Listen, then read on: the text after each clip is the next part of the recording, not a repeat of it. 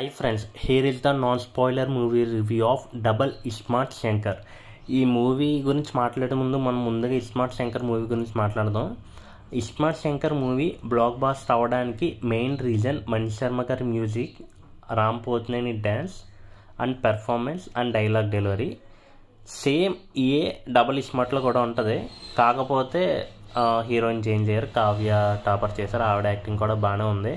మనం ఇస్మార్ట్ శంకర్లో స్టోరీలోకి వెళ్తే దీంట్లో మనకి సంజయ్ దత్ గారు బిగ్ బుల్గా అయితే చేశారు. ఈయనకి brain tumour, so memory transfer చేద్దామని చాలామంది మీద ఎక్స్పెరిమెంట్లు చేస్తూ ఉంటారు, కానీ అన్నీ ఫెయిల్ అవుతాయి.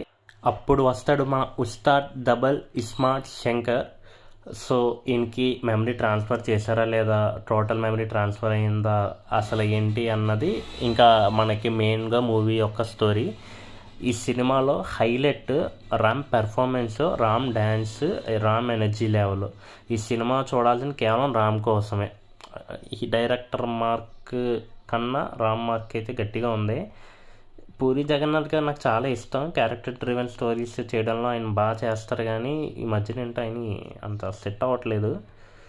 ఈ ఓవరాల్గా ఈ సినిమా మనం రామ్ కోసం అయితే చూడొచ్చు. రామ్ యాక్టింగ్ కానీ ఎనర్జీ కానీ చాలా బాగుంది. మణి శర్మ గారి బీజిఎం బాగుంది, కానీ ఇస్మార్ట్లో అంత రాలేదు ఆ సాంగ్స్, ఆయన బాగానే అనిపించింది. ఓవరాల్గా ఈ మూవీ రేటింగ్ 2.75.